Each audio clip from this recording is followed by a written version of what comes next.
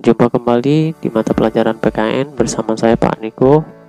Kali ini kita masih melanjutkan materi di kelas 10, yakni di bab 3 bagian A. Adapun judul materinya adalah suprastruktur dan infrastruktur politik. Seperti apa materinya? Mari kita simak bersama-sama.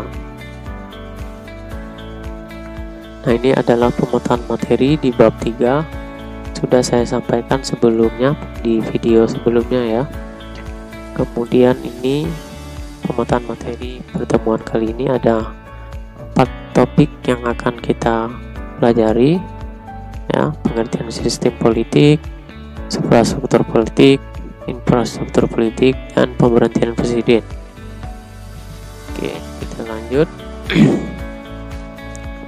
Nah, ini adalah kompetensi dasar dan tujuan pembelajarannya. Bisa dilihat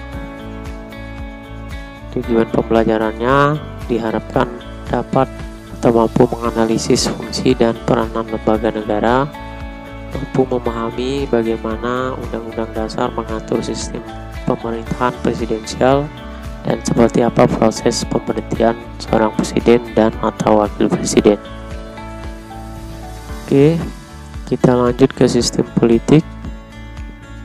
Nah, itu ada 2 pengertian ya, yaitu sistem dan politik. Oke, kita lanjut.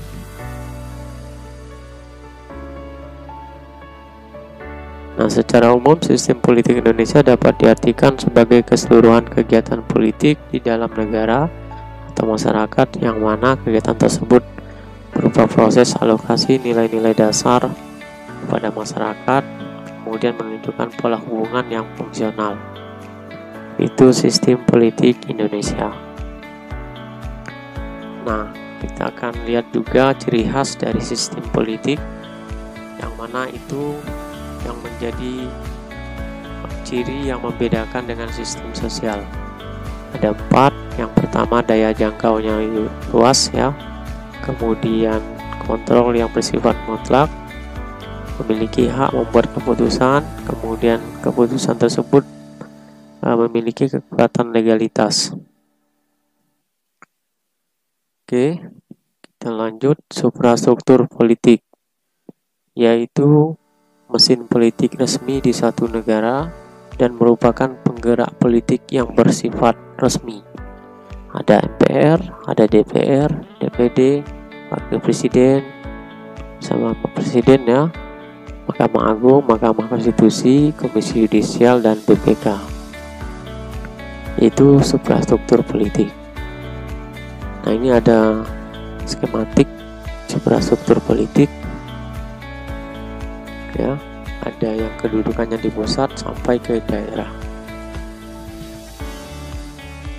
Kemudian infrastruktur politik adalah kelompok-kelompok kekuatan politik dalam masyarakat yang turut berpartisipasi secara aktif.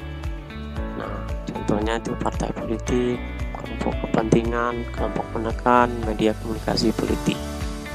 Itu ya, infrastruktur.